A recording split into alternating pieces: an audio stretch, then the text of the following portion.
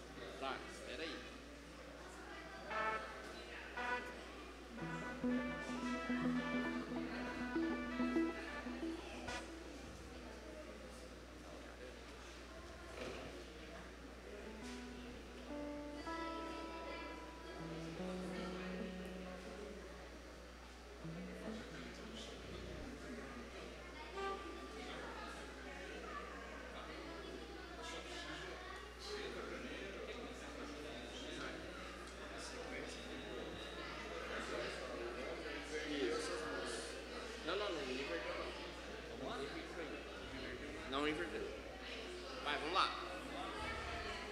Vamos lá pessoal, vamos adorar a Deus. Amém?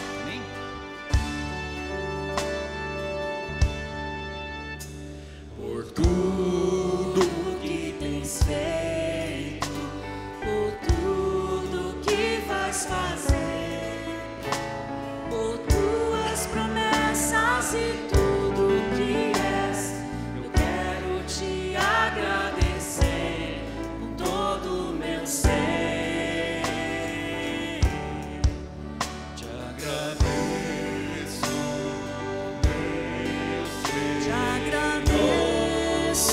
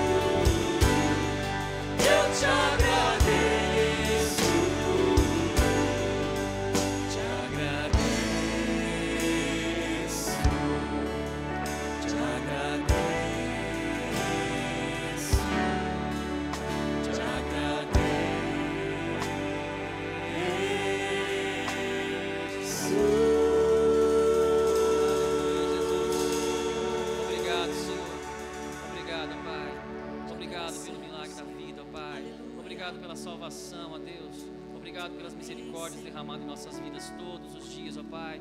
Obrigado pelo cuidado, carinho nas nossas vidas, nas nossas casas, ó Pai, nos nossos próximos, ó Deus. Obrigado, ó Pai. Nessa manhã, Pai, nós queremos te entregar uma adoração com o coração grato, ó Deus, a Ti, reconhecendo, ó Pai, tudo aquilo que o Senhor tem feito e aquilo que o Senhor ainda fará por nós, ó Deus. Por isso nós te adoramos, ó Deus. Jesus, amado. Bendito seja, Deus. Seja conosco nessa manhã, ó Pai. Abra os olhos do nosso coração, ó Pai, para enxergarmos a Tua glória, enxergarmos a Tua presença, ó Pai, na palavra, na adoração, nos nossos irmãos, ó Pai, que possamos ver a Tua presença nesse lugar, Senhor Jesus. Amém, Senhor. Aleluia, Deus. Te adoramos, Jesus. Aleluia.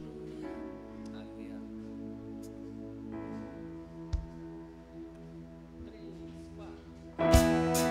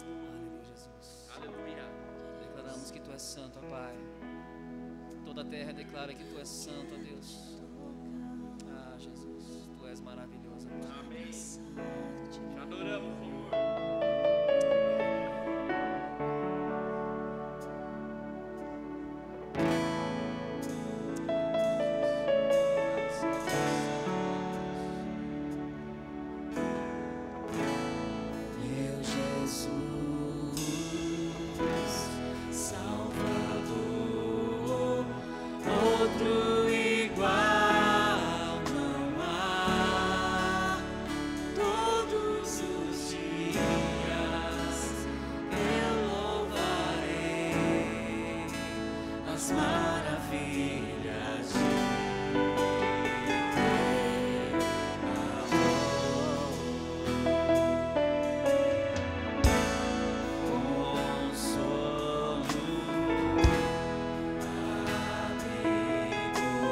de refúgio e força é o Senhor, com todo o meu ser, com tudo que sou, sempre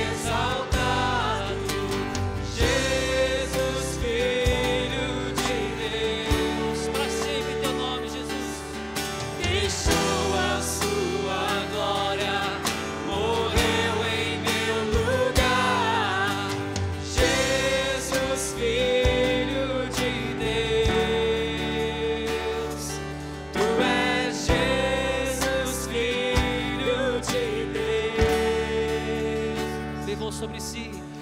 Levou sobre si pecado e dor, venceu a morte, ressuscitou.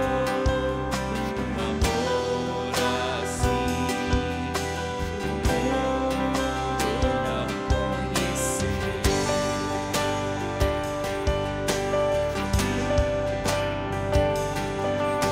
Levou sobre si pecado e dor, Todo pecado. venceu a morte, ressuscitou. O amor assim o mundo não conheceu.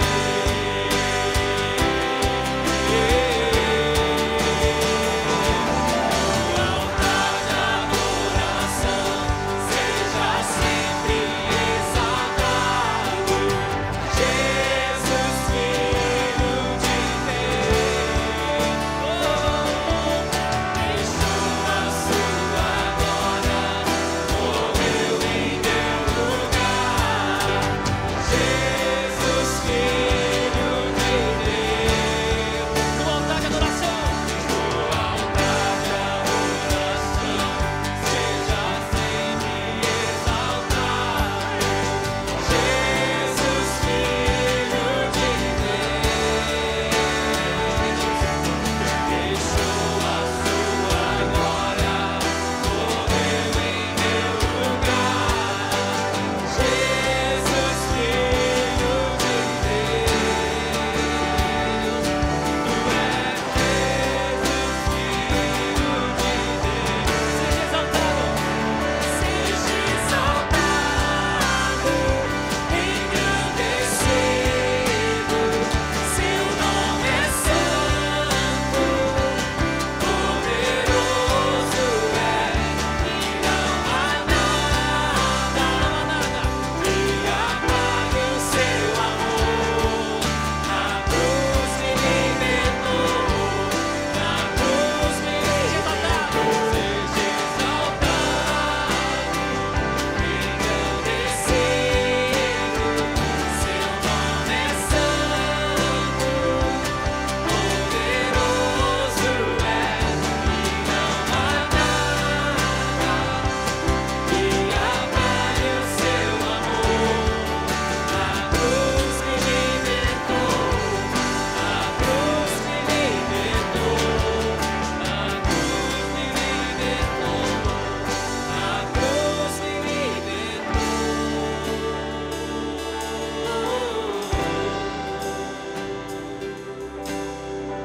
Só a igreja agora.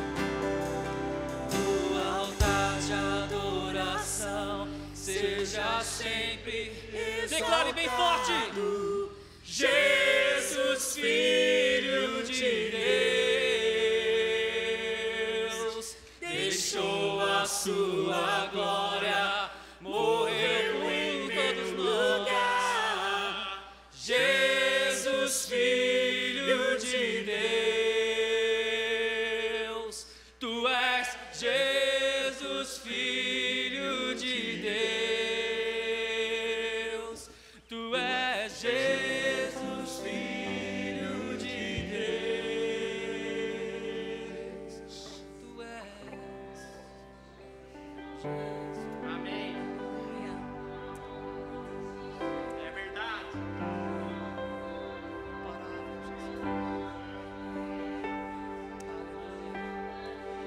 Aleluia. Aleluia, Jesus.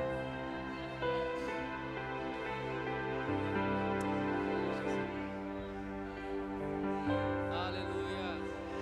Louvado. Louvado seja o nome de Jesus. Digno de honra e glória. Aleluia, Jesus. Te adoro, Jesus. Jesus.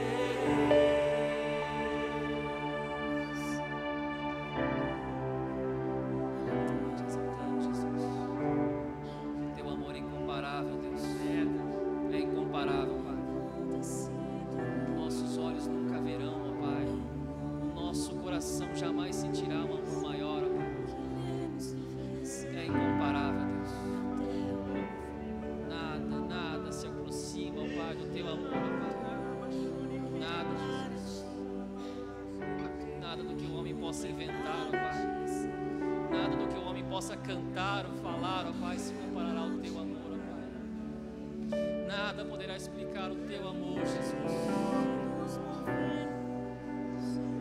Nada, Jesus. Nada, Jesus. Te adoramos, Pai.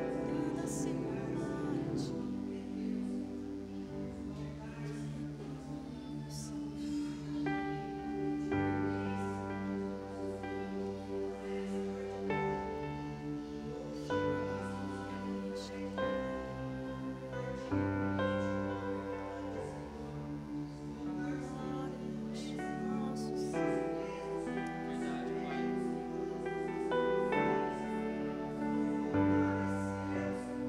Aleluia.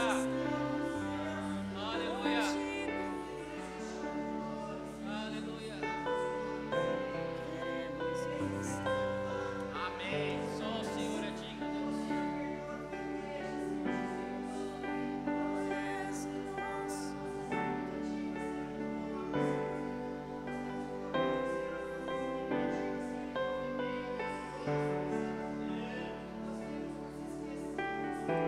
Deus. Ó Senhor. Aleluia. Aleluia. É. Amém.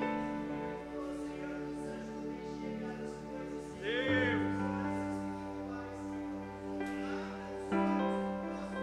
Ah, Senhor.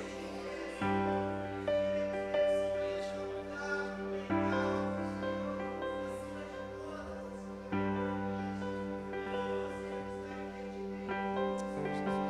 É, Deus.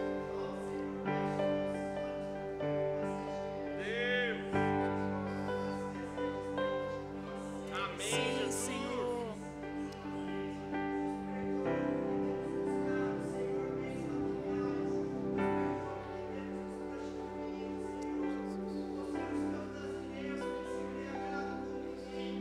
Oh, Deus, tem misericórdia, Senhor. Queremos nos santificar, Senhor. Purificar as nossas mãos, nosso coração. Aleluia. Amém. É, Deus. Aleluia. Venha o teu reino. Venha o teu reino, Senhor. Limpa o nosso coração. Amém. Oh, sim, Senhor.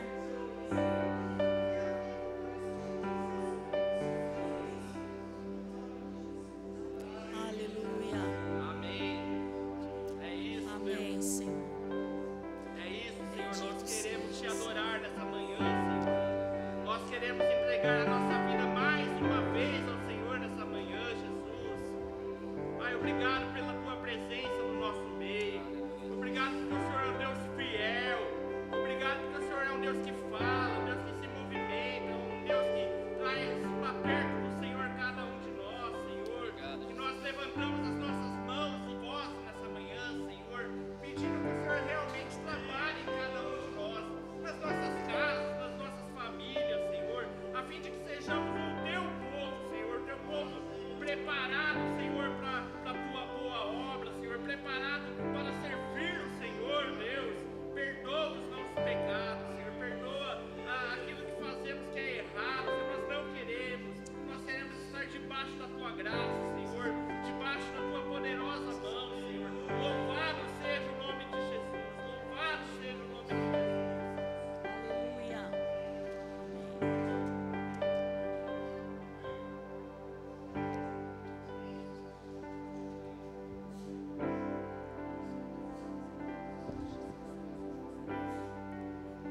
Amém, queridos. Podemos nos assentar. A Fernanda vai passar os avisos pra gente. Amém?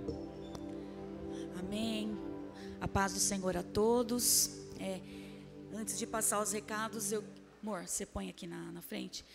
É um dos momentos muito importantes da nossa reunião, do nosso culto ao Senhor, porque esse é o momento onde a gente está ofertando, onde a gente está entregando algo, né? Quando nós estamos ofertando ou entregando os nossos dízimos, nós não estamos fazendo isso para homens, mas é para o Senhor, né? Esses dias a gente estava lendo Êxodo, lá em casa, e quando Deus chama Moisés, ali no capítulo 4, Moisés está ali hesitante em relação ao chamado dele, e Deus fala assim, o que você tem na mão? E ele fala, eu tenho um bordão, eu tenho um cajado. E aí Deus fala, é com esse cajado que eu vou fazer milagres e maravilhas no Egito. Um dia Eliseu perguntou para a viúva, o que você tem na sua casa? Ela falou, eu não tenho nada, eu só tenho uma vasilha de azeite. E foi com a vasilha de azeite que a casa dela foi redimida. E Jesus perguntou um dia, o que vocês têm aí para comer? Ah, a gente só tem um lanchinho do menino aqui, 5 pães e 2 peixinhos. E foi com isso que Jesus alimentou mais de 5.000 pessoas. Então, assim, para mim, é um privilégio a gente poder ofertar ao Senhor, participar daquilo que Ele está fazendo.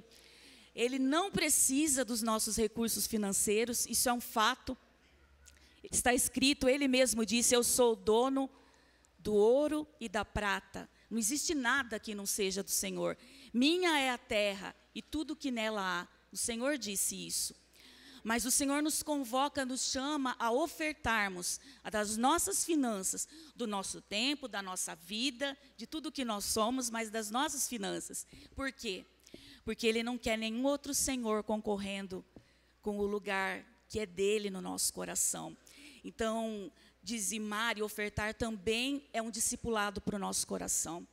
Nós estamos sendo discipulados a não permitirmos que outro Senhor se apodere de um lugar que é exclusivamente de Deus.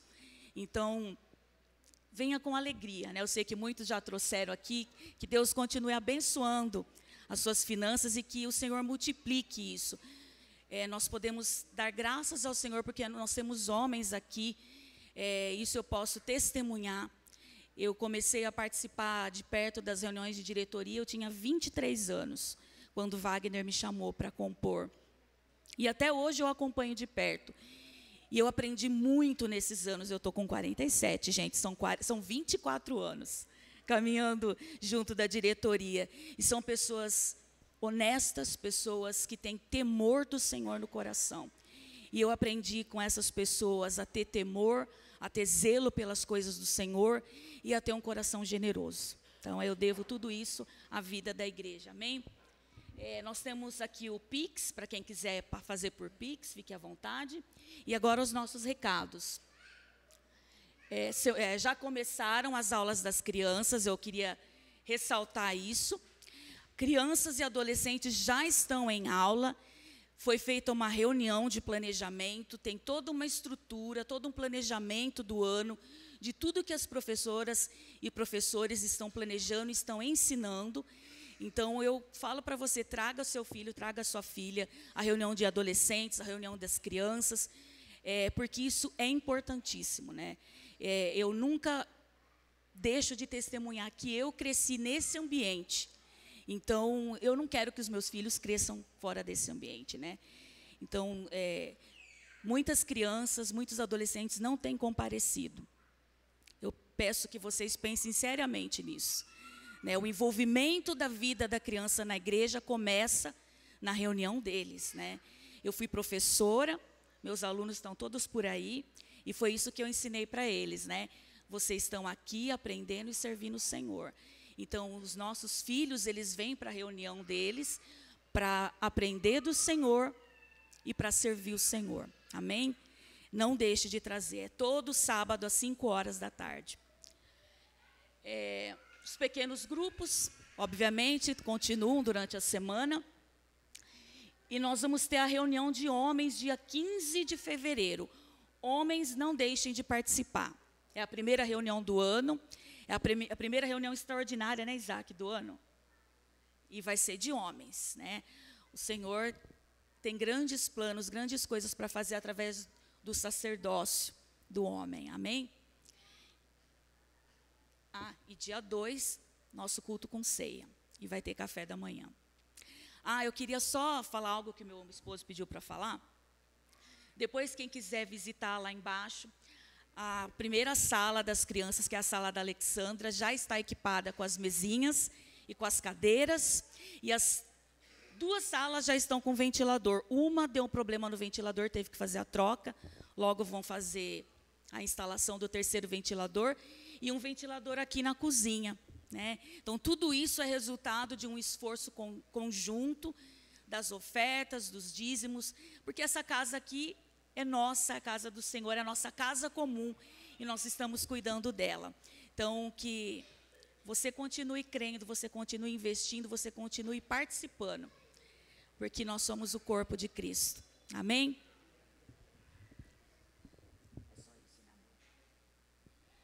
Hoje é o Roberto que vai estar repartindo o pão. Vamos orar por ele, vamos estender as mãos. Senhor, nós te louvamos, te agradecemos por esta manhã, te agradecemos pelo privilégio de estarmos reunidos como igreja, Senhor. Nós sabemos que ao redor da terra muitos dos nossos irmãos não desfrutam desse privilégio, mas nós temos recebido a graça do Senhor para esse tempo, e nós queremos fazer bom uso da liberdade e da oportunidade que o Senhor nos dá. Nesta manhã, Senhor, nós abençoamos a vida do Roberto, Pai, que vai repartir o pão nesta mesa, Senhor, o pão da Tua palavra.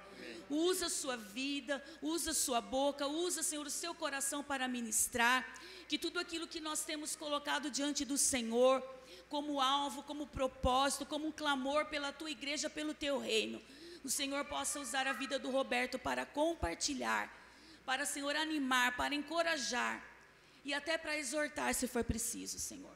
Abençoa a vida dele, Senhor, para que ele cresça na estatura do varão perfeito, porque essa é a Tua vontade para cada um de nós. Nós te adoramos, Senhor, no nome de Jesus. Também te agradecemos pelas ofertas, Pai, pelo privilégio que nós temos de ofertar ao Senhor, de participar daquilo que o Senhor está fazendo. Nós não queremos que outro Senhor tome lugar do nosso coração, Pai. Por isso, continua falando a nós, Pai, para que nós mantenhamos um coração generoso, um coração sincero, um coração que direciona todas as suas forças, todos os seus recursos para o Teu reino, para a Tua justiça, em nome de Jesus. Amém. Amém.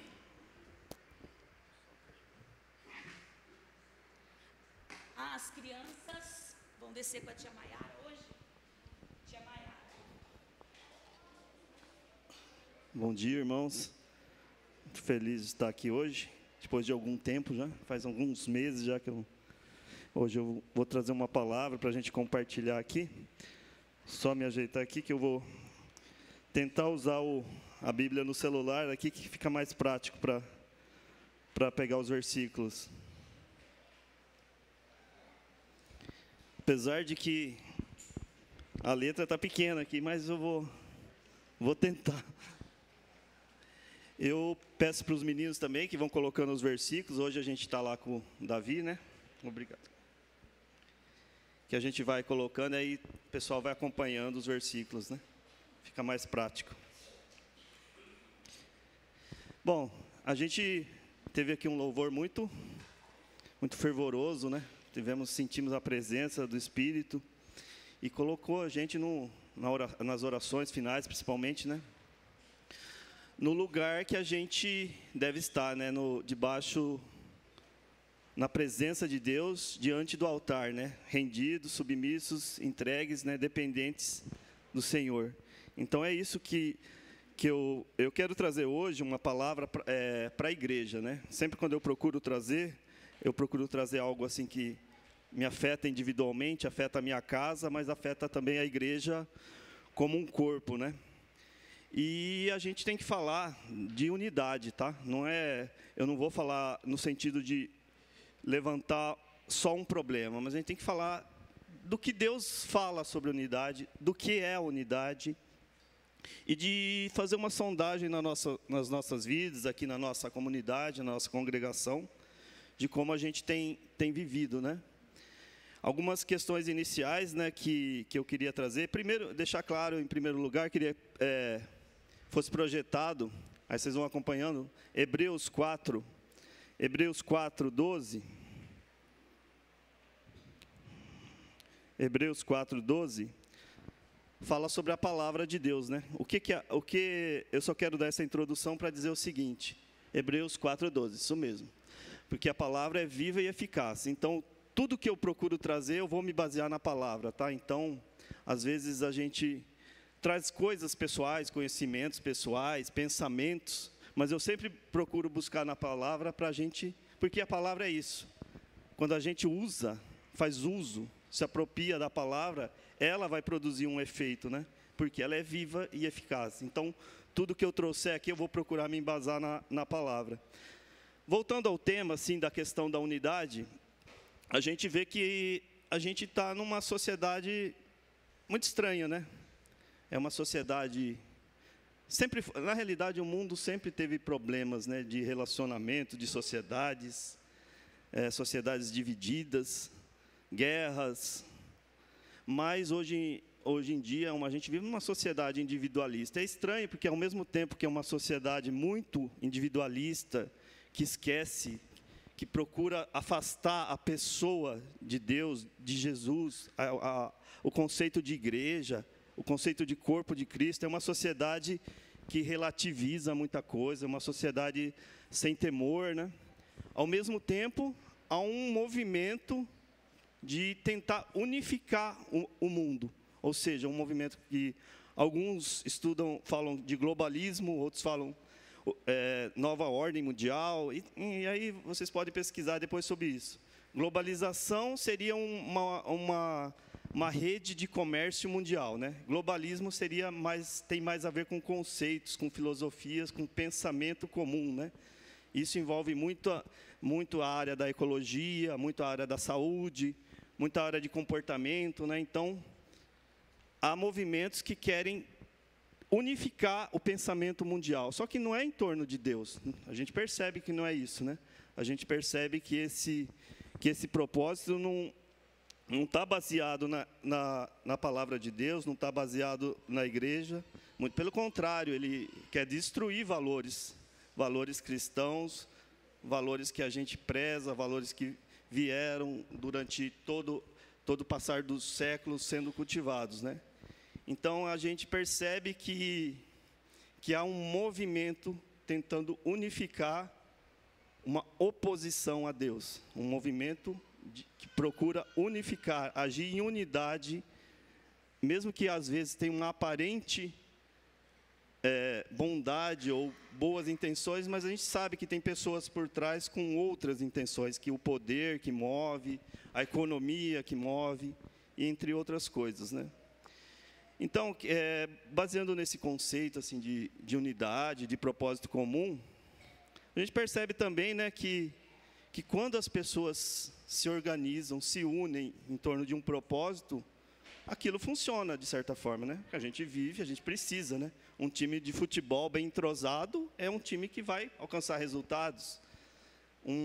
As pessoas se unem, como o Adriel orou, e eu senti disso, que eu já tinha pensado e eu trouxe isso. As pessoas se unem em torno de filosofias, de partidos políticos, e quando elas se unem, elas alcançam resultados. Elas fazem revoluções, elas chegam ao poder. Por quê? Porque elas se unem em torno de um propósito comum. Até o mal, né? Hoje nós temos Comando Vermelho, com o que mais? PCC, etc, etc. Antigamente, não sou tão velho assim, mas eu lembro que os ladrões da cidade eram conhecidos, né? Aquele lá, eu sei quem é. Da minha cidade, pelo menos, eu sabia, aqui eu não sei. A gente tinha, agora até o crime se organizou. É um crime organizado. Ele age com propósito, com metas, com organização, com hierarquia, fundamentado. Tem gente em cada setor da política, da economia, agindo. Ou seja, organização funciona. Tanto que a gente precisa de organização para viver, né?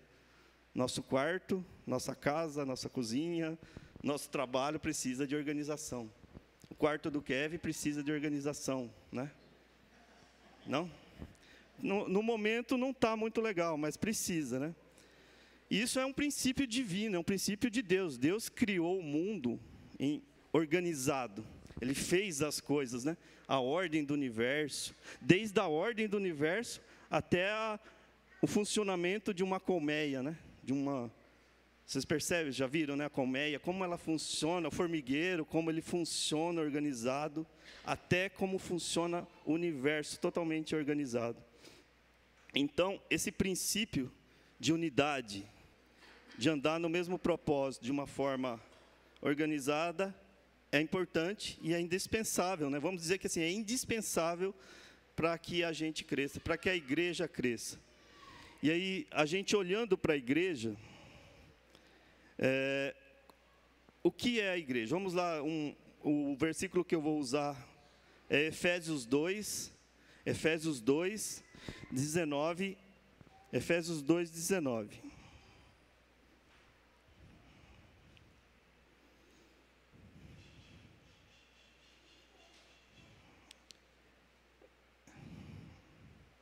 Efésios 2:19. Acho que eu vou ler aqui, está mais fácil, muito pequeno.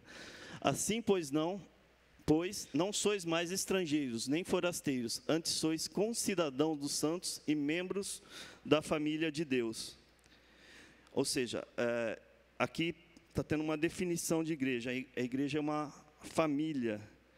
A gente também já aprendeu que a igreja é um corpo. A gente vem aprendendo nessas últimas palavras. É o corpo de Cristo. Isso a gente aprendeu a vida inteira, né? Mas vem sendo reforçado. Nós somos família, nós somos corpo, nós somos um edifício, que também é citado em muitos trechos da Bíblia, um edifício sólido, mas ao mesmo tempo um edifício que está em construção.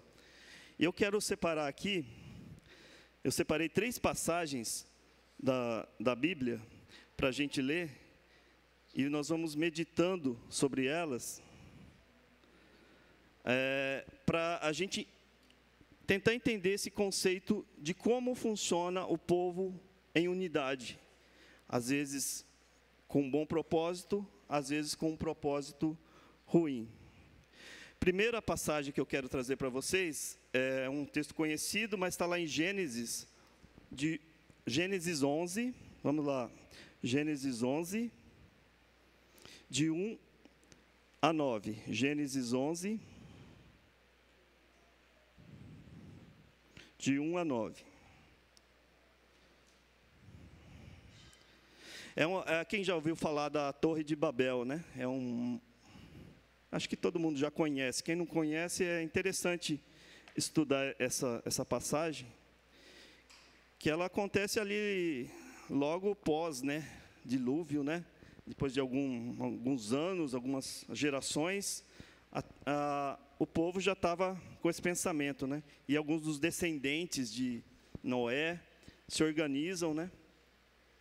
E aí acontece esse momento aqui. Gênesis 11. E era toda a terra de uma mesma língua e de uma mesma fala. E aconteceu que, partindo eles do Oriente, acharam um vale na terra de Sinar, e habitaram ali. E disseram uns aos outros: Eia, façamos tijolos e queimemo-los bem. E foi-lhes o tijolo por pedra e o betume por cal. E disseram: Eia, edifiquemos nós uma cidade e uma torre cujo cume toque nos céus, e façamos nós um nome para que não sejamos espalhados sobre a face da terra. Então desceu o Senhor para ver a cidade e a torre que os filhos dos homens edificavam. E o Senhor disse: Eis que o povo é um, e todos têm uma mesma língua, e isto é o que começam a fazer. E agora não haverá restrição para tudo o que eles intentarem fazer. Eia, desçamos e confundamos ali sua língua, para que não entenda um a língua do outro. Assim o Senhor os espalhou dali, sobre a face de toda a terra, e cessaram de edificar a cidade. Por isso se chamou seu nome Babel, porquanto ali confundiu o Senhor a língua de toda a terra, e dali os espalhou o Senhor sobre a face de toda a terra. Aqui a gente percebe um princípio, né? Um princípio usado de forma errada, né? A unidade, eles se uniram, eles falavam a mesma língua, só que a intenção do coração deles era elevar o próprio nome, construir uma torre que chegasse até os céus. Para quê? Para eles alcançarem glória, para eles serem reconhecidos como os homens de nome daquela época, né? Só que Deus como o propósito não era um propósito que Deus queria, Deus percebeu que onde ia chegar aquilo, né? Porque ele sabia o que estava no coração daqueles homens e ele tratou de impedir. Mas nós percebemos que quando há unidade de propósito e quando há a mesma língua, algo vai acontecer. Pode ser bom, pode ser ruim. Um outro texto, também nesse mesmo pensamento que eu quero trazer, está em Neemias 2, 17. Desculpa, do 17 ao 20. Neemias 2, 17 ao 20. A história de Neemias, quem não conhece, é interessante procurar ler, né? O povo foi exilado, né? Babilônia, aí depois vem os outros impérios, aí chega no Império Persa, e Neemias está lá, trabalhando no palácio do rei, Artaxerxes, né? Da Pérsia, e aí só que Jerusalém, né, estava destruída por causa de tudo que aconteceu lá. Os muros de Jerusalém estavam destruídos. Então, Neemias, ele recebe de Deus, ele sente no coração dele a necessidade de trabalhar para a reconstrução. Vamos ler esse trecho aqui, só para a gente entender o contexto. Neemias recebe de Deus, ele sente no seu coração esse chamado para reconstruir os muros, ele pede autorização para o rei da época, da Pérsia, e ele começa. Então, no 2,17, ele diz o seguinte: então lhes disse, bem vede vós a miséria em que estamos, que Jerusalém está assolada, e que as suas portas têm sido queimadas a fogo. Vinde, pois, e reedifiquemos o muro de Jerusalém, e não sejamos mais um opróbio, uma vergonha. E então lhes declarei como a mão do meu Deus me fora favorável, como também as palavras do rei, que ele me tinha dito. Então disseram, levantemo-nos e edifiquemos, e esforçaram as suas mãos para o bem. O que ouvindo Sambalate, o Horonita, e Tobias, o servo Amonita, e Gesem, o árabe, zombaram de nós, e desprezaram-nos, e disseram, que é isso que fazeis? Quereis rebelar contra o rei? Então lhes respondi e disse, o Deus dos céus é o que nos fará prosperar. E nós, seus servos, nos levantaremos e edificaremos. Mas vós não tendes partes, nem justiça, nem memória em Jerusalém. Aqui a gente percebe, aí depois do decorrer da história, a gente vai perceber que ele vai convocar famílias, né, para trabalhar. Famílias, uma família vai cuidar de uma parte, outra família vai edificar o muro, ele vai convocar pessoas para cuidar da segurança, porque a gente percebeu, tem inimigos contrários, opositores, né? Sambalate, Tobias, Gesem, são aqui figuras que representam aqueles que estão se opondo a um propósito.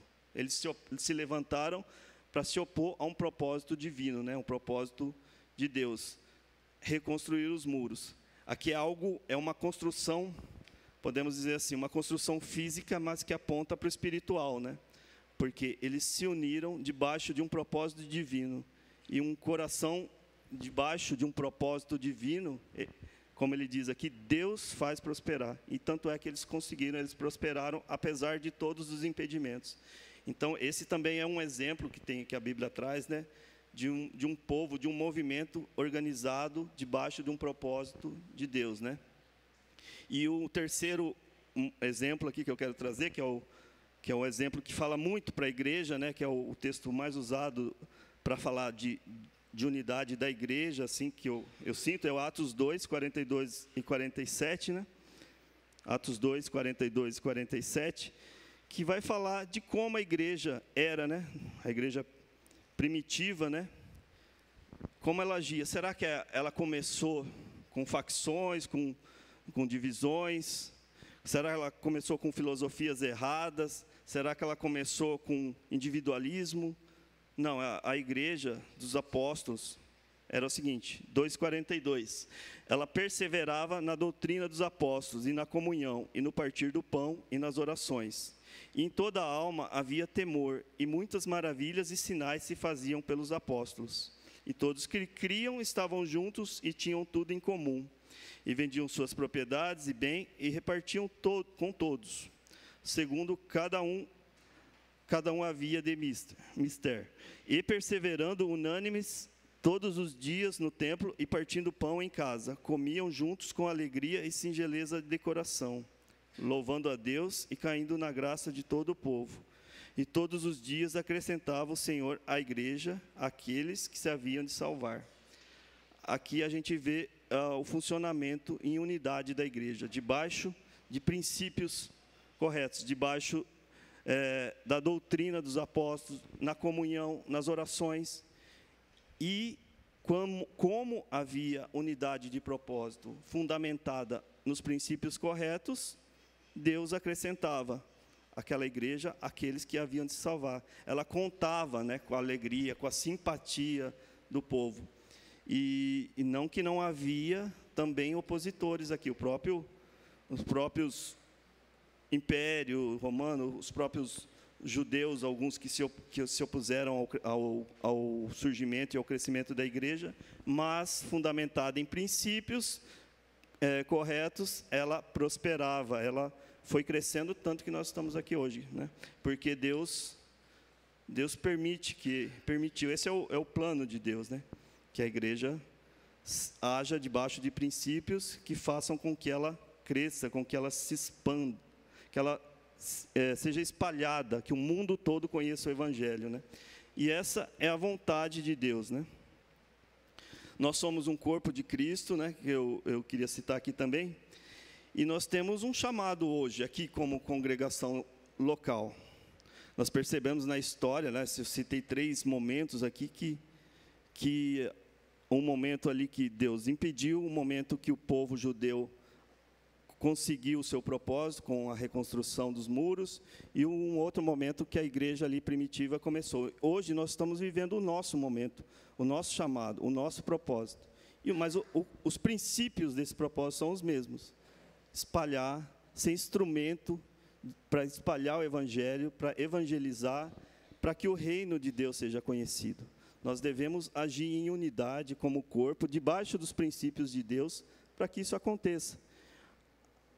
Para sintetizar, eu sei que se a gente for procurar estudar esse assunto de unidade, de propósito de Deus, nós vamos ter muitas passagens, muitos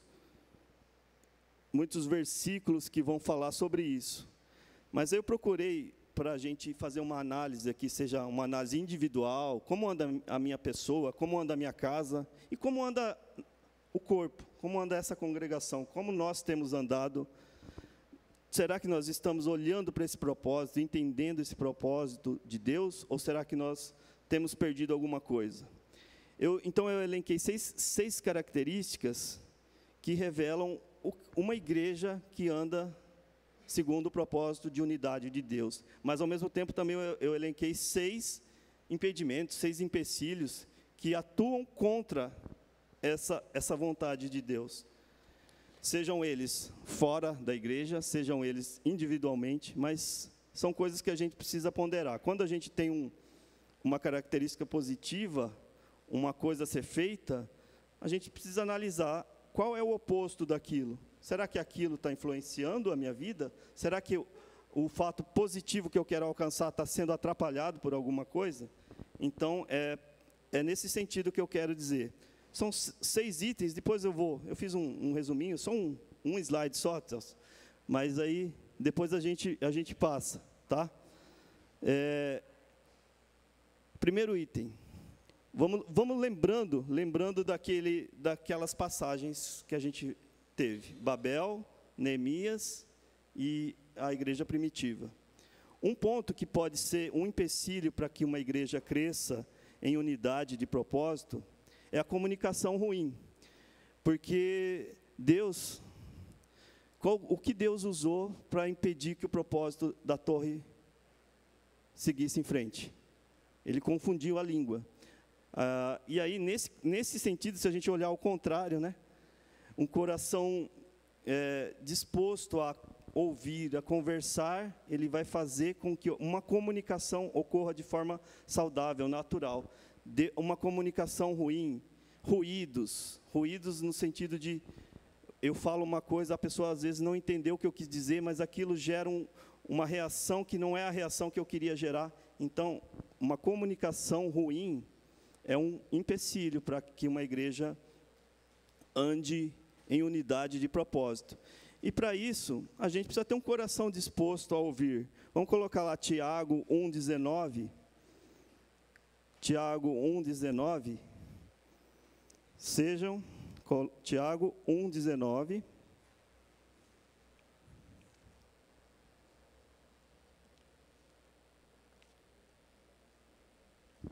Portanto, meus amados, todo homem seja pronto para ouvir, tardio para falar, tardio para se irar.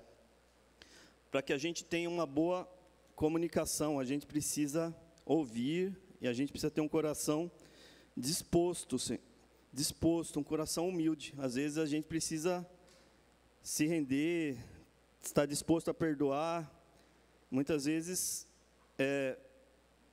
ser tardio mesmo, ouvir, repensar sobre aquilo e ter transparência, né? Acho que sem transparência também a comunicação fica falha. Esse é o primeiro ponto. Uma comunicação ruim impede uma igreja de avançar. Uma comunicação boa, um coração disposto a ouvir, um corpo que se fala, porque o corpo humano, ele se fala, tá? Inteirinho. Se eu apertar aqui, eu vou sentir a dor. O sangue que circula ali embaixo, ele vai chegar aqui e vai circular de novo. Então, um corpo que se fala com humildade, com transparência, com sinceridade, vai prosperar. Um segundo ponto que pode destruir a unidade, pode impedir que o propósito chegue onde deve chegar, é relativizar o pecado, distorcer a palavra, conviver com o pecado, flertar sem se incomodar, porque isso cria rachaduras, né? Quando eles estavam construindo um muro, cada um construía a sua parte, mas se alguém deixasse o buraco, o inimigo poderia entrar por aquele buraco, né? Então é importante que a gente não relativize o pecado, mas que a gente busque a santidade. E a santidade é fundamentada onde? Na palavra de Deus.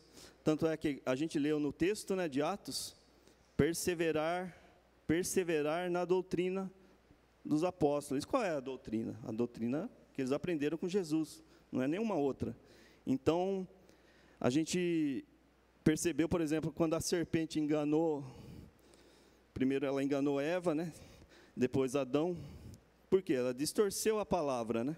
Ela distorceu a palavra, e aí eles flertaram, eles começaram a conversar com aquilo, e aquilo os afastou do lugar que eles deviam estar, e eles pecaram, desobedeceram a Deus, e aí veio a queda. Então, relativizar o pecado é um impedimento, buscar a santidade na palavra é algo que vai nos fazer crescer.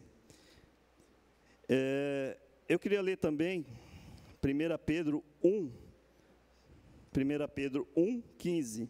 1 Pedro 1:15. Vai dizer o seguinte, 1 Pedro 1:15.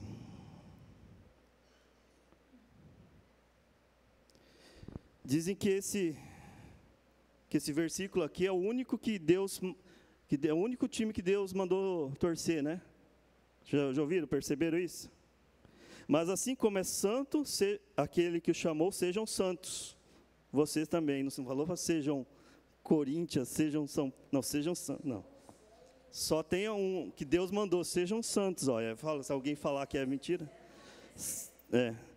Então, buscar a santidade é um mandamento, é uma ordenança de Deus, né? E quando a gente fala que a igreja não pode relativizar o pecado, não significa agir somente com condenação, né? A igreja tem que ser o lugar de cura, né? De libertação. E se a gente tem que estar com o coração disposto a acolher, a receber, a condenar no sentido de apontar, mas a condenação, nesse caso, é de Deus, né? julgar, né? A gente pode apontar, identificar, mas aí a pessoa vai se arrepender e vai ser liberta daquilo. Esse é o lugar da igreja, é o lugar de achar a libertação. O texto de 1 Tessalonicenses 5, 1 Tessalonicenses 5, do 11 ao 15. 1 Tessalonicenses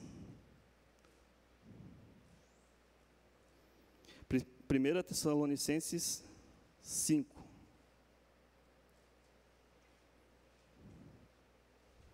O que vai falar? Vou ler nessa versão. Vamos ver se é a mesma. Consolai-vos, pois, uns aos outros, edificai-vos reciprocamente, como também estáis fazendo. Agora, vós rogamos, irmãos, que acateis com apreço os que trabalham entre vós e os que vos presidem no Senhor e vos admoestam. E que os tenhais com amor em máxima consideração, por causa do trabalho que realizam. Vivei em paz uns com os outros. Exortamo-vos também, irmãos, que admoestais os insubmissos, conselhei os desanimados, ampareis os fracos e sejam longânimos para com todos. Até aqui. Então, aqui é uma instrução também para que a gente tenha um coração disposto. Se a gente precisar ser admoestado, que a gente seja. Se a gente precisar agir no sentido de admoestar alguém, que a gente também faça. E que haja essa transparência, essa liberdade, esse coração que se rende, que se entrega. Aqui fala para ter autoestima, ter estima com quem cuida quem lidera a igreja, quem às vezes está nesse papel, que não é um papel muito fácil. Às vezes a gente precisa se humilhar, mas aquele que vai nos ouvir também passa por dificuldades, porque ele vai ter que lidar com aquela situação, vai ter que agir com sabedoria. Então, o conceito principal é que a gente precisa ter liberdade no corpo e transparência uns com os outros, para que essas coisas, para que o pecado, que muitas vezes alguma coisa que nos impeça de prosperar como igreja, nos atrapalhe. Mas isso sempre em amor, né? Então, nós já falamos que é uma comunicação ruim, relativizar o pecado. Agora, vamos falar de um terceiro item, que às vezes entra na igreja e que impede ela de prosperar em unidade. É valorizar demais a sabedoria humana, as filosofias, as ideologias, né? Como eu já dei uma introdução, quando a gente partidariza, quando a gente se rende demais a ideologias, a filosofias, e coloca isso para dentro da igreja, de certa forma a gente está negando aquilo que a gente tem que buscar no Evangelho. Então, isso é muito perigoso também. E a gente vê isso acontecer muito na igreja do Brasil, principalmente, né, no mundo em geral, mas a igreja no Brasil, às vezes, ela parte para coisas pessoais, né, para filosofias, para ideias de homens, né, como a gente orou aqui, e que esses homens, às vezes, não estão baseados na palavra de Deus, eles estão agindo de acordo com o pensamento dele, com alguma luz que ele recebeu, não sei de onde, ou de alguma pressão, ou de alguma influência que ele recebe. Então, ele está agindo de acordo com a sabedoria dele, com a sabedoria humana, que representa uma filosofia que ele pratica ou que ele respeita. Mas, ao contrário de valorizar demais as filosofias e as opiniões humanas, nós temos que orar, buscar em oração, porque é na oração que a vontade de Deus vai ser revelada, não é na nossa sabedoria. Voltando lá para o texto de Neemias, só que agora eu quero Neemias 1. Neemias 1.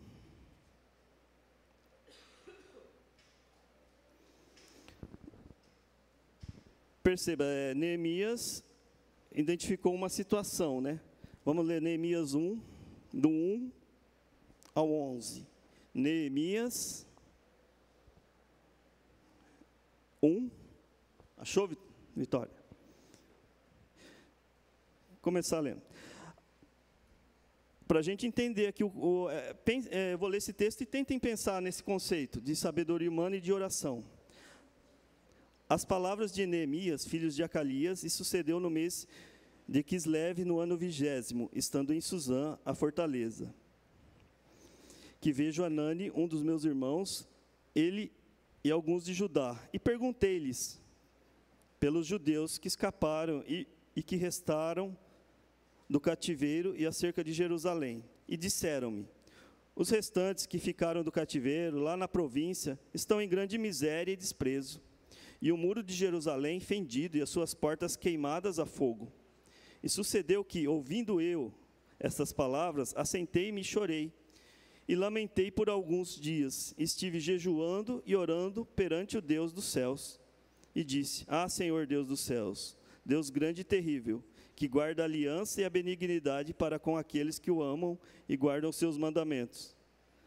Estejam, pois, atentos os teus ouvidos e os teus olhos abertos, para ouvires a oração do teu servo, que eu hoje faço perante ti, dia e noite, pelos filhos de Israel, teus servos, e faço confissão pelos pecados dos filhos de Israel, que temos cometido contra ti. Também eu e a casa do meu pai temos pecado.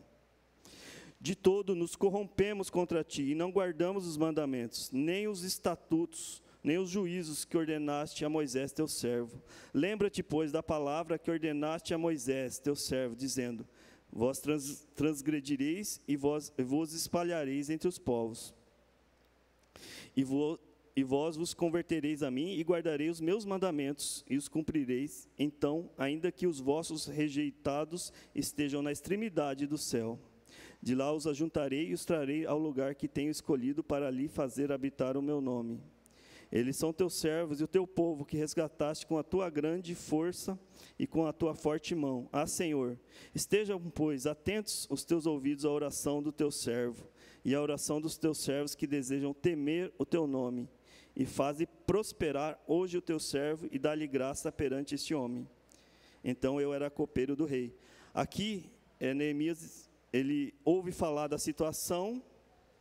Ele poderia muito bem ter feito os planos humanos. Bom, eu vou lá fazer isso, eu vou fazer um lobby, né, com o rei, eu vou apelar para algum juiz. Não, ele primeiro se compadeceu da situação, e ele orou, jejuou e orou. E aí veio a direção correta. Se ele tivesse agido tão somente pela sua sabedoria, pela sua capacidade, ele não teria alcançado êxito nesse propósito. Ele orou, vocês percebem como ele ora, como ele confessa os pecados, como ele entrega esse propósito a Deus, e nós sabemos que depois Deus vai abençoar, vai acompanhar esse propósito. Então, esse ponto a sabedoria humana atrapalha que a igreja cresça em unidade. Agora, a oração faz com que a igreja cresça, prospere. Um quarto ponto seria o próprio individualismo, né? Isso vale para o mundo que está aí fora, mas às vezes a gente precisa repensar nossas posições e a gente precisa sempre buscar confiar no amor.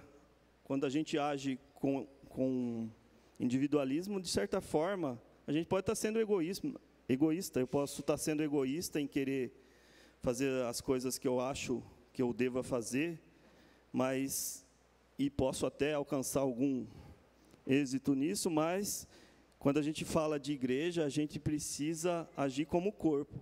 E para agir como corpo, o contrário do egoísmo é o amor. Então a gente precisa ter um amor que se doa, né? É um amor que muitas vezes vai abrir mão da nossa própria vontade, daquilo que a gente gostaria de fazer, ou daquilo que está mais fácil para mim.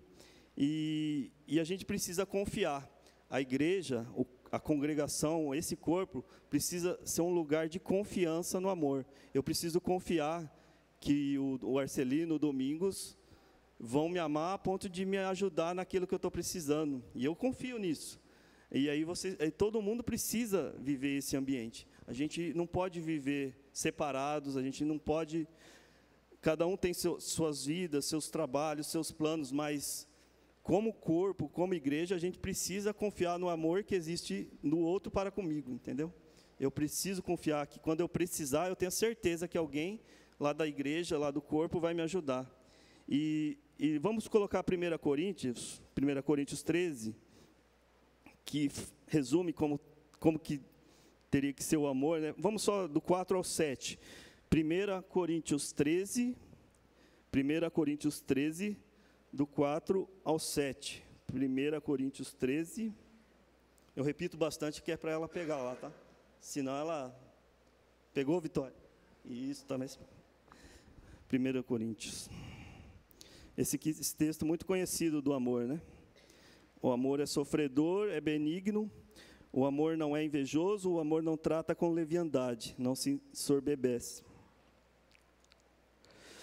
Não se porta com indecência, não busca os seus interesses, não se irrita, não suspeita mal, não folga com a injustiça, mas folga com a verdade. Tudo sofre, tudo crê, tudo espera, tudo suporta. O amor nunca falha, mas havendo profecias serão aniquiladas, havendo línguas cessarão, havendo ciência desaparecerá. Aí ele vai, porque em parte conhecemos e em parte profetizamos, mas quando vier o que é perfeito, então o que é em parte será aniquilado. Aí ele segue falando Mas o importante é focar nesses do 4 ao 8. Que o amor, ele sofre, crê, espera, suporta. Então, para uma igreja crescer em unidade, diante do propósito de Deus, esse tipo de amor tem que existir, né? Não é fácil, muitas vezes, não é fácil. Não vou dizer que a gente tem as nossas limitações, mas Deus nos capacita, e a gente tem que ter essa consciência. Eu estou num lugar onde o amor tem que se manifestar, às vezes, num ambiente estranho, um ambiente de trabalho, a gente até vai agir com alguns princípios, mas aquele amor que ele está falando aqui, a gente tem que encontrar na igreja, para que esse amor cure, para que esse amor salve, para que esse amor restaure, e justamente para que esse amor impeça que o individualismo destrua os propósitos da igreja. Um quinto ponto que pode prejudicar a igreja, e o oposto dela, que tem que existir para que a igreja prospere, são famílias redimidas e redentoras. A gente tem ouvido falar muito de famílias redentoras, mas antes de ser uma família redentora, ela tem que ser uma família redimida, né? Uma família curada, uma família sarada, uma família saudável. Hoje em dia a gente vive na sociedade lares destruídos, né? Papéis desajustados, fora de lugar, homem, pai, mãe, filhos. Às vezes a gente sofre com isso, e isso pode atrapalhar, com certeza, o propósito de unidade da igreja. Os lares destruídos, lares que estão passando por problemas, eles vão influenciar. Acho que o próprio Jamê fala, né, que a igreja é o reflexo das famílias, né? Acho que naquele livro que a gente está vendo, ele vai falar isso, que a igreja a saúde da igreja é o reflexo da saúde das famílias. Então, nós precisamos ter essa visão, que nós temos que ter lares saudáveis, e lares que tenham comunhão uns com os outros. Esse amor que a gente falou, que tem que se manifestar um com o outro, também vai se manifestar de uma família com outra família.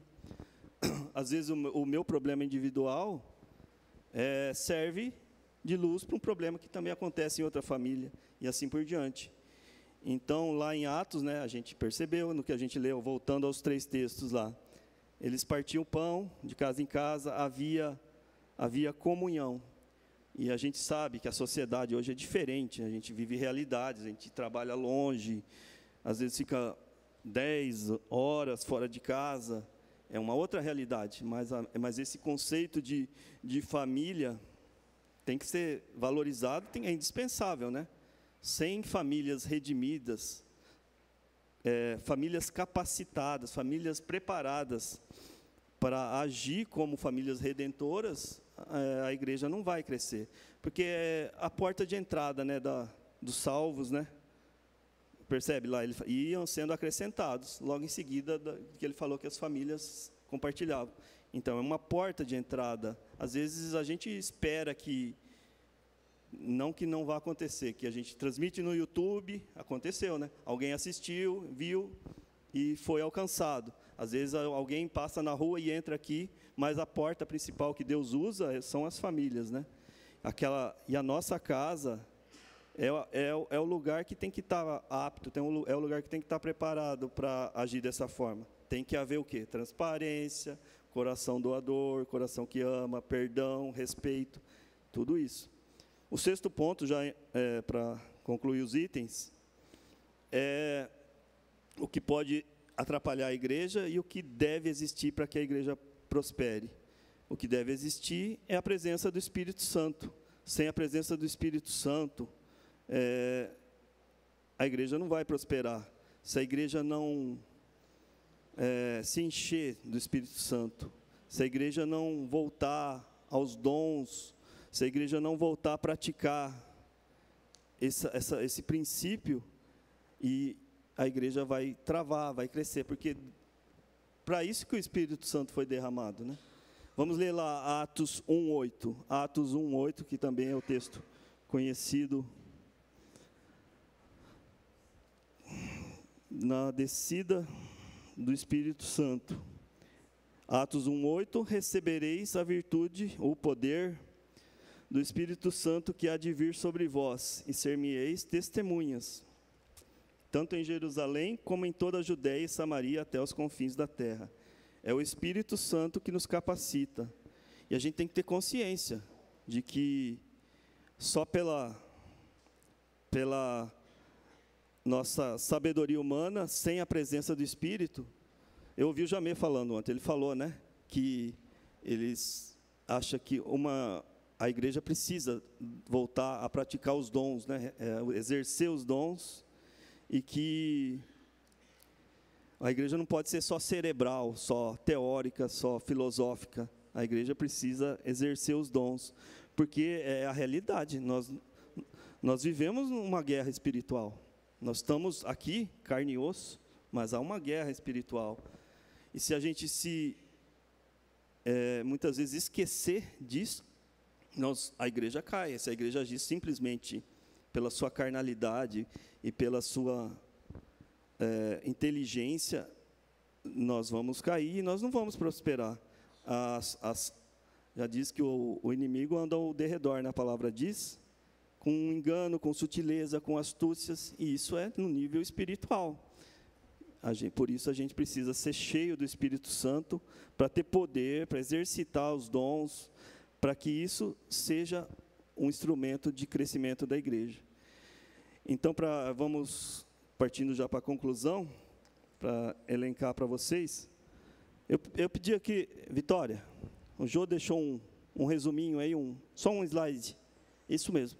Então, isso aí, que seja isso, o nosso propósito.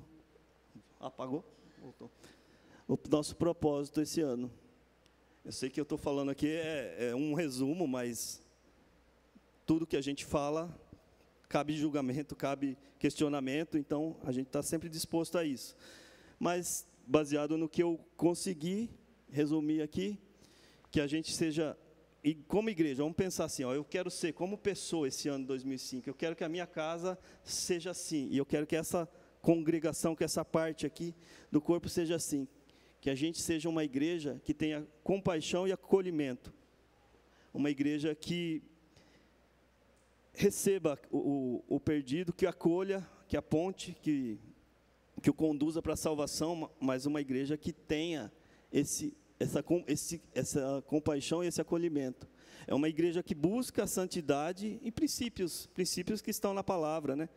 Mas o que eu devo fazer? Está na palavra. Qual é a direção para essa área? Está aqui. Esse é o princípio da santidade que Deus quer. É uma igreja que tem a prática da oração e da intercessão. E que isso seja comum, constante no meio de nós, seja na nossa casa, seja aqui como corpo. Uma igreja que pratique o amor generoso, né? Que é o amor que dá, é aquele amor que a gente leu de 1 Coríntios. Um amor que vai além das nossas possibilidades, muitas vezes. Uma igreja que pratique a comunhão de lares santos, lares redimidos, para que esses lares sejam lugar de redenção. e uma igreja que seja cheia do Espírito Santo e que pratique seus dons. Amém? Esse é um breve resumo, são 6 itens. São só 6 itens que eu elenquei aqui, que eu fiz um estudo. Bom, pensei assim, queremos crescer em unidade de propósito. Então, vamos estudar alguns itens e eu consegui resumir nisso. Que essa palavra, se alguém tiver alguma dúvida depois, pode questionar, a gente está sempre aberto a conversar sobre isso. Mas eu peço que ela faça sentido, que ela entre, que ela penetre, que o Espírito Santo fale ao coração de todo mundo aqui. E que esses princípios aí, a gente pode olhar para eles assim, falar, poxa, esse ano eu quero ser assim. Eu quero que a congregação que eu faço parte seja assim, que lá aconteça isso. Porque nós vamos crescer. Esse ano nós vamos crescer. A gente sente, não só em tamanho, mas também crescer nesses itens, nesses valores. E o tamanho é consequência, né? O tamanho é o que Deus acrescenta, né? E aí, se precisar fazer 2 cultos, a gente faz. Se precisar aumentar, não sei, não tem mais, mas talvez. A gente dá sempre, isso é o de menos. Mas a gente precisa primeiro priorizar os princípios e depois Deus vai acrescentar, amém? Você quer falar?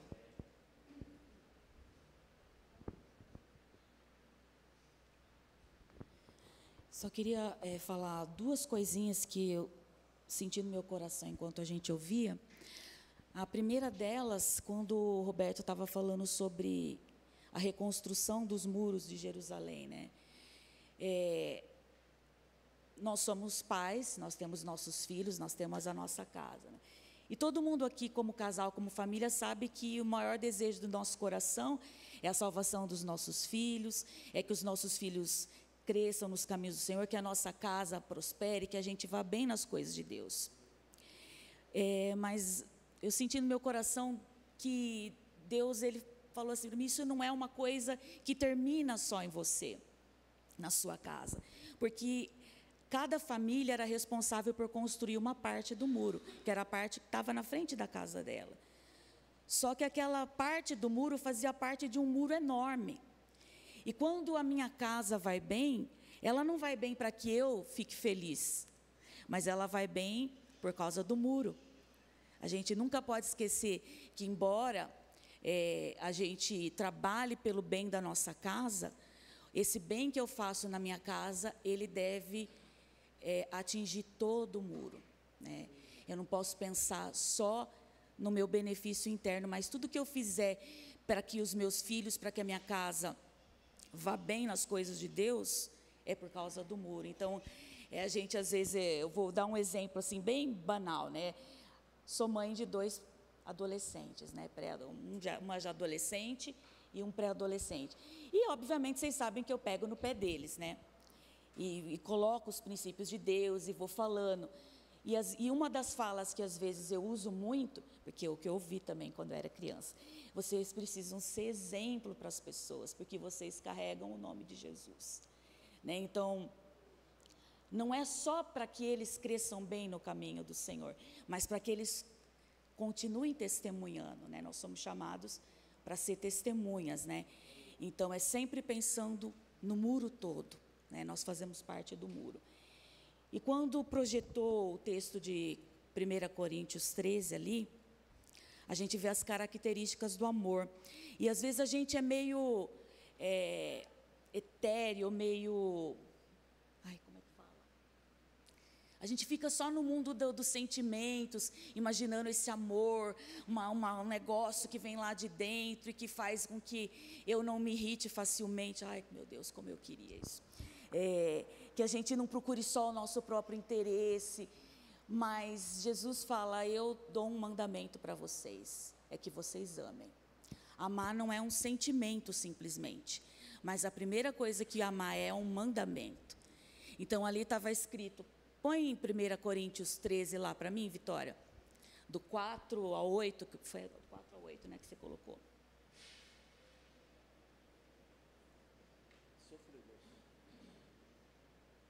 Filha?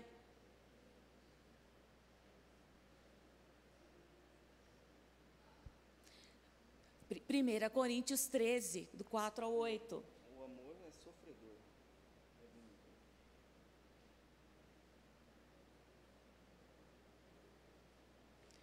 Minha o amor filha. é paciente. A gente espera. Ali, o amor é sofredor. O amor é sofredor. Amar traz sofrimento. A gente já sabe disso. A gente sofre porque às vezes a gente passa por situações difíceis com as pessoas. A gente sofre pelas pessoas porque a gente ama, e quando alguém sofre, lá em acho que é em Coríntios fala que quando alguém sofre no corpo, todo mundo sofre.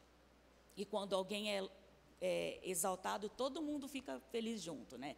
Isso é ser o corpo de Cristo, isso é o amor. Ele é benigno, ele não é invejoso. Não ser invejoso não é um sentimento maravilhoso que vai vir, sei lá, por osmose no meu coração, mas é uma escolha, é uma determinação do meu coração. Eu amo, por isso eu não vou invejar. Eu amo, por isso eu não vou me vangloriar, não vou achar que eu sou melhor do que os outros, que eu sei mais, que eu tenho mais poder, que eu tenho mais dinheiro. Eu não vou me ensoberbecer, eu não vou me portar de forma inconveniente. Tudo que eu for fazer, eu vou pensar no benefício dos outros, porque eu amo. Então não é um sentimento, eu falo isso porque eu já fui mais jovem, e quando a gente é mais jovem, a gente pensa em sentimento, em emoção, que amor é só uma emoção.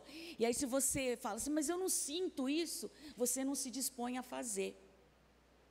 Mas quando você pensa que o mandamento que Jesus deixou é amar, então eu olho para essa passagem e falo, o amor não busca os seus próprios interesses. Bom, dos meus interesses a Bíblia diz que o Pai vai cuidar. Tudo que eu precisar o Pai vai suprir.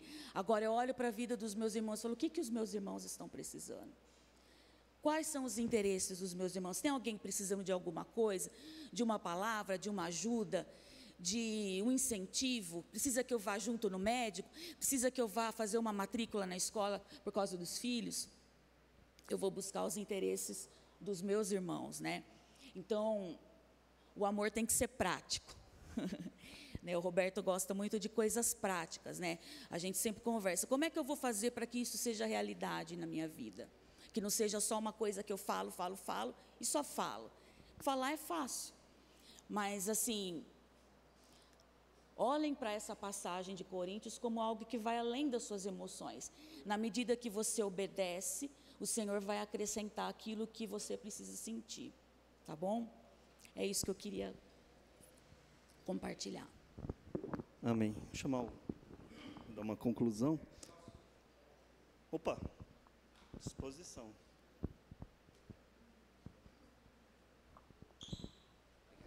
Rapidinho, pessoal. Eu gostei muito, né? Essa história de Neemias sempre falou comigo assim, né? E Neemias era um profeta, né? E de tudo assim, eu entendo que o último ponto, né? Do Espírito Santo e os dons, né? Deus tem falado comigo essa semana sobre a restauração do mover profético sobre a igreja, né? E esse texto aqui de Provérbios, que a gente falou, o Roberto falou bastante sobre organização, né? Que a organização, quando ela existe, por ela ser um princípio, mesmo que ela seja usada para um motivo ruim, ela dá frutos, né? Isso que a gente vê, inclusive, no falso evangelho, né? Que é pregado hoje em dia, por exemplo, da prosperidade, porque é promessa bíblica de que Deus prosperaria os seus filhos, né? Então, as pessoas se usam de princípios bíblicos para alcançarem um sucesso que não foi o que Deus, né? A intenção do nosso coração em buscar Deus não é que Ele nos abençoe, né? É porque Ele é digno, Ele merece ser adorado, Ele merece ser louvado, né? Mas o princípio é que aquele que busca Deus é abençoado, né? Então, assim, as coisas estão corrompidas, né? E a palavra de Deus em Provérbios diz que, não havendo profecia, o povo se corrompe, né? E aí, eu fiz uma busca aqui também, né? E a gente sabe do voto de Nazireu, né? Que é um texto que Deus falou bastante comigo essa semana em Amós, que eu vou ler aqui depois, mas sobre o voto do nazireado, né? Pelo que eu entendi, o voto não precisa ser necessariamente para uma pessoa, um recém-nascido, né? Alguém que é consagrado ao Senhor. Qualquer um pode ter um voto de nazireado, né? mas era comum que fosse já, às vezes até no ventre da mãe, fosse consagrado para ser nazireu, né? Como é história de vários profetas, inclusive do Antigo Testamento, né? E as 3 regras do voto de nazireado, vocês lembram quais são? Nada de bebida, né? O vinho, né? Nenhum contato com algo morto, e o cabelo, né? Que não podia se cortar, né? A interpretação assim espiritual dessas coisas, né?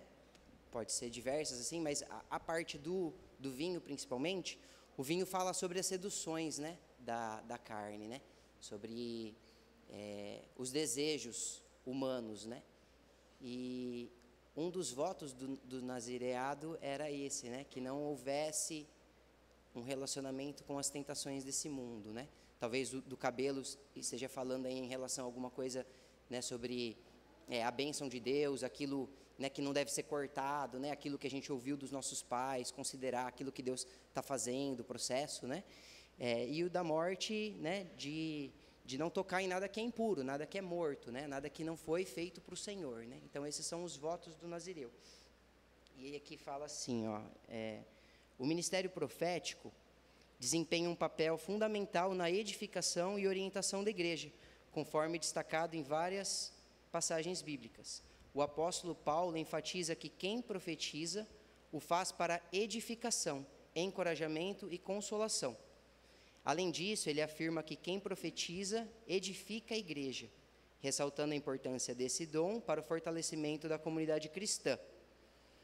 Paulo também instrui que nas reuniões da igreja, tudo seja feito para a edificação da igreja, incluindo a prática da profecia. Ele destaca que Deus não é Deus de desordem, né, que foi o que o Roberto falou, mas de paz, sugerindo que o exercício ordenado do dom profético contribui para a harmonia e crescimento espiritual da congregação, né? Então, o ministério profético é essencial para a edificação, encorajamento e consolação da igreja, né? Então, eu entendo assim que a gente, né, por tudo que a gente leu aqui na palavra, pelo que o Roberto falou, que esse dom profético a gente precisa considerar, né? E para que haja direção, né?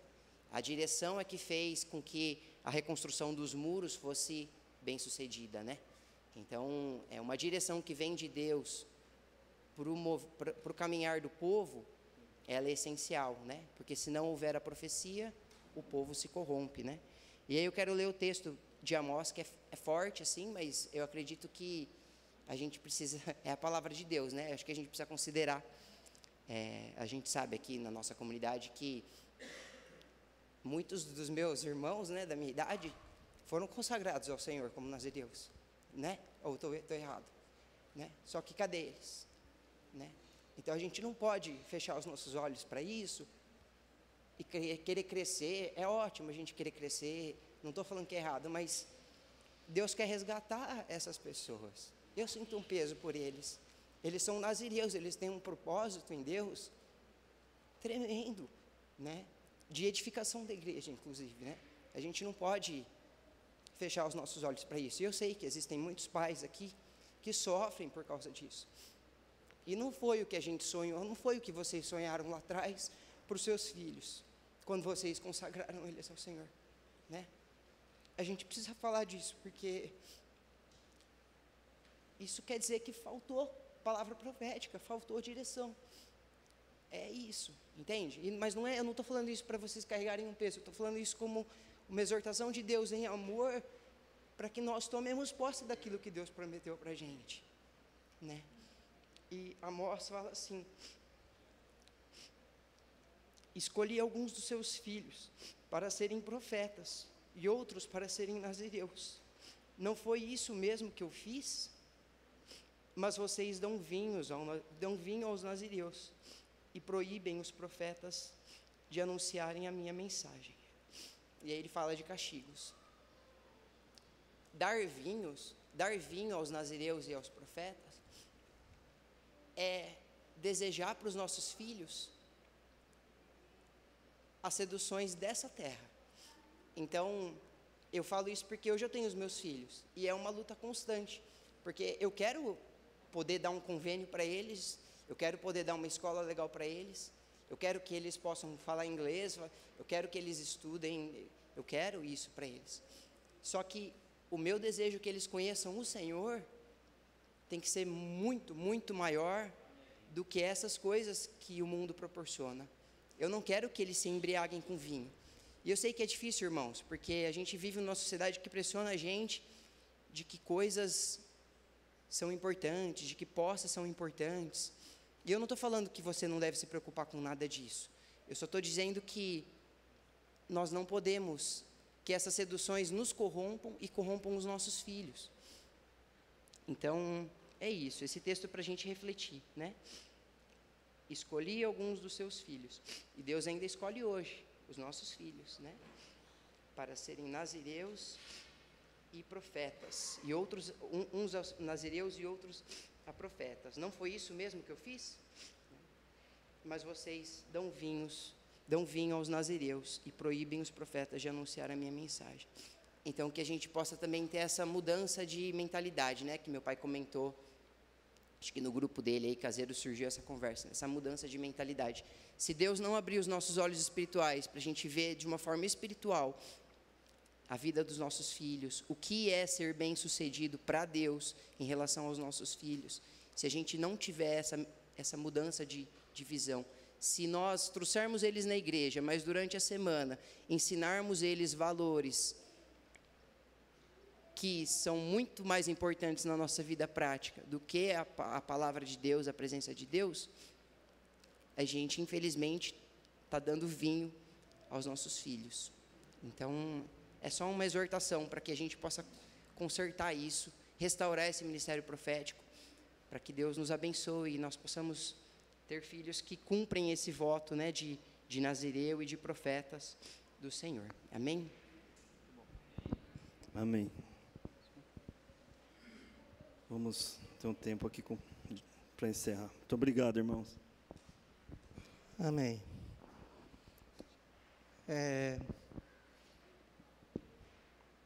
Deus, eu quero dizer uma coisa aqui que talvez a gente não, muitas vezes passa batido, é que hoje é dia de ceia. Eu vou falar, mas como? Quando a gente se reúne em igreja, nós estamos nos alimentando do pão verdadeiro que desceu do céu. Não sei se já passou isso na sua cabeça. Quando nós nos reunimos em 2 ou 3, Jesus ensinou que ali eu estou também. Pensa na preciosidade disso. Então, quando nós consagramos o domingo para ser o dia do nosso encontro geral, né? Nosso encontro geral, nós estamos crendo que nós estamos sendo alimentados pelo cabeça que é Cristo. Nós aprendemos de muito tempo, de longe, que Jesus Cristo é o nosso Senhor. Amém? Todo mundo entende isso? Que Ele é o cabeça do corpo da igreja. Nossa referência é Cristo. Nossa referência é a cruz, que significa a sua morte. Nossa referência é o Espírito Santo. Nós pregamos a Cristo, Senhor. Amém? O que nos move é o Espírito Santo por meio da sua palavra, pela nossa fé na obra de Cristo. Nós pregamos a Cristo. Amém? Você crê nisso? Nós pregamos a Cristo. E nós somos o seu corpo. E somos membros deste corpo. Nós não vivemos por partidarismo, por esse ou por aquele que prega. nós vivemos por Cristo, cabeça do corpo da igreja, a Bíblia diz. Amém? Então, nós temos sempre que fazer um exame do nosso coração. Eu estava comentando com a Arlete ontem, que a Bíblia diz o ensino para a gente. Ela fala lá em Provérbios, se não me falha a memória, capítulo 22, acerca do ensino. Se me corrijam se não for isso, mas ensina a criança no caminho que ela deve andar, e até quando ela for velha, não se desviará. Não se desviará. Aí o meu comentário com a Arlete foi o seguinte: eu estou ensinando? Eu estou ensinando? Roberto falou aí de 1 Coríntios, que é a questão do amor, que é uma prática fundamental, necessária nas nossas vidas, porque fala do amor. Então, eu comentei com a Arlete assim: ensina a criança no caminho em que ela deve andar. Então, eu preciso saber o caminho e eu preciso viver o caminho, porque ela vai andar naquele caminho que eu estou andando, nos passos que eu estou dando. Então, se eu só falo, mas eu não ando, a criança vai aprender naquilo que eu não ando. Entende?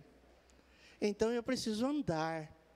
Eu preciso andar para ele ver o caminho onde eu estou andando, para ele aprender aqueles passos que eu estou dando. Então, assim, isso que o Adriel falou aí. Deus estava falando comigo ontem lá em casa. Que eu ensino uma coisa que eu não estou fazendo, ou que eu estou fazendo. Por exemplo, eu aprendo aqui que eu tenho que viver essas coisas que nós ouvimos aqui, mas só que eu estou fazendo outra coisa lá fora. Esse é o problema. Então, a criança vai aprender aquilo que ela veio, eu dar mais ênfase, que eu falo mais, que eu busco mais. Então, é isso. Se eu não participo, falando assim, essa ceia, que hoje é dia de ceia, não sei se você entende isso, mas é dia de ceia. Não é só aquele dia primeiro do domingo que a gente faz, mas hoje é dia de ver os irmãos. Porque quando nós enxergamos os irmãos, nós imaginamos, pensamos que nós estamos enxergando a Cristo na vida dos irmãos. Amém? Então, esse culto, esse dia, ele é consagrado e ele tem valor extremamente grande. Amém? Então, eu queria fazer uma coisa aqui rapidinho. Tem 4 minutinhos para nós fazermos.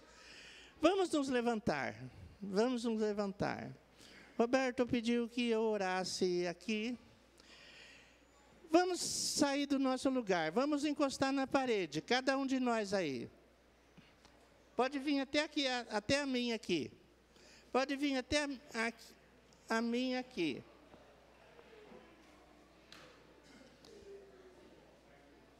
Vamos rodar.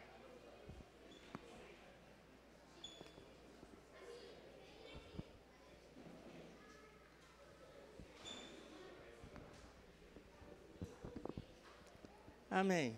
Vamos dar as mãos, diz a canção. Amém?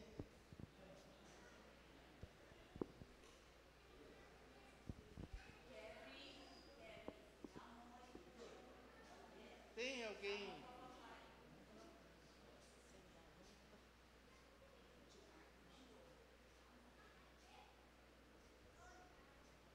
Vamos segurar as mãos, dá para ouvir, né? Vamos segurar as mãos uns dos outros. Essa parte daqui, olha para aquela parte.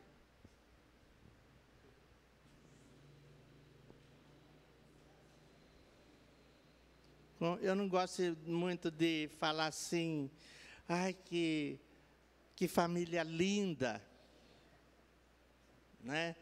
Deus não espera só que sejamos uma família linda, né? Bonita, moralmente bem constituída,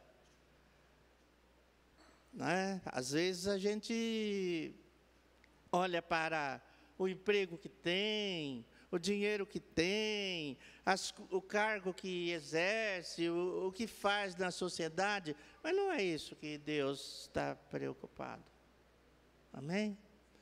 Deus está preocupado em ver a sua igreja fiel. Amém?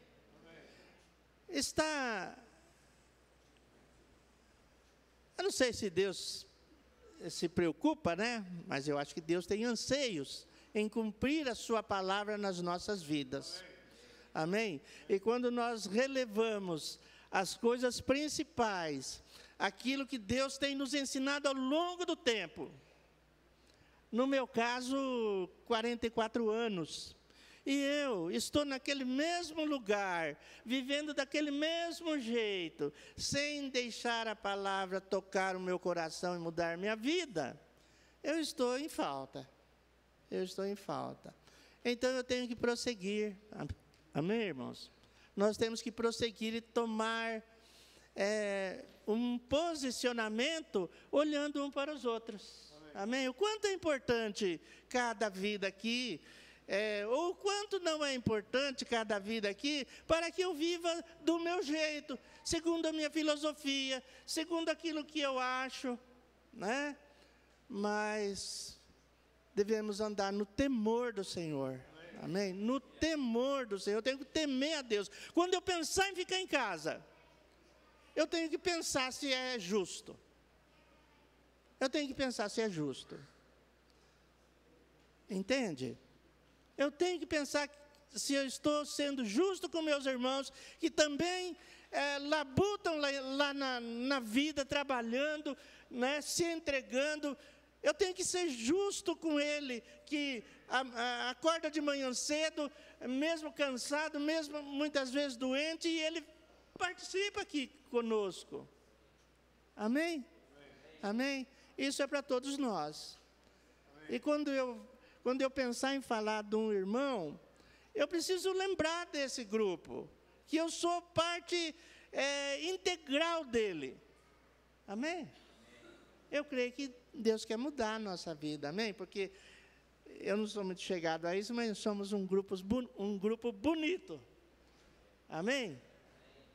Porque traz o reflexo da face do Senhor. Amém? Pai, nós queremos te louvar, Senhor. Pai, pelas nossas vidas aqui, Senhor, por todos aqueles que fazem parte, Senhor, da igreja onde nós congregamos, Senhor. Pai, perdoa os nossos pecados, Senhor. Perdoa quando somos, Senhor, falhos. Quando, ó Deus, nós não refletimos a luz da Tua face, Senhor. Perdoa a nossa vida lá em casa, Senhor. Nós queremos, Senhor, ensinar os nossos filhos, Senhor, ó Deus, com o nosso comportamento, Senhor. Nos perdoe que eles não aprendam conosco aquilo que não vem do Senhor. Pai, nos dá graça, nos dá força, nos dá, Senhor, ó Deus, da presença do Espírito Santo, Senhor, para vivermos, Senhor, ó Deus, como o Senhor nos ensina, Pai, vivendo, Senhor, buscando a paz, empenhando por alcançá-la, Senhor, ó Deus, a fim de sermos um lar redentor, a fim de sermos, Senhor, casas que temem o Senhor, vidas que estão interessadas, Senhor, em refletir a glória do Senhor. Nos ajuda nisso, Senhor. Muda a nossa história, Senhor. Muda para que essa cidade também seja alcançada, Senhor. E o Evangelho não fique preso somente em nós, Senhor. Mas que os nossos lares, Senhor, tragam, Senhor, e carreguem, Senhor, a presença do Senhor, Pai. Como aqueles sacerdotes, Senhor, eram orientados em levar a arca do Senhor, que significava a tua presença nos ombros, Senhor. E quando eles passaram, Senhor, ali no Rio Jordão, Senhor, enquanto as águas pararam, Senhor, eles ficaram ali, Senhor, no meio, Senhor, do rio, Senhor, firmes, Senhor, na tua palavra, Pai. Que cada um de nós sejamos esse sacerdote, Senhor, que está vendo, Senhor, ali a presença do Senhor, manifestar as tuas maravilhas, Senhor. Que sejamos, Senhor, aqueles que carregam a arca, Senhor. Sejamos aqueles que são firmados, Senhor, em Cristo Jesus, não na sua filosofia, não na sua mentalidade, não no seu convencimento, Senhor, mas na fé, Senhor, que o Senhor nos deu, Senhor, a fé em que tudo crê, em que tudo pode, Senhor, quando o Senhor está conosco, Pai. Nos ajuda cada um aqui de nós, Senhor, desde a criancinha, Senhor, até, Senhor, os idosos, Senhor, que cada um seja neste lugar, Senhor, ó Deus, o espelho do Senhor, Pai. Nós queremos rogar, Senhor, as tuas misericórdias sobre nós neste ano, Senhor, e que este ano seja um ano, Senhor, para testemunharmos de tudo quanto o Senhor é nas nossas vidas, Pai.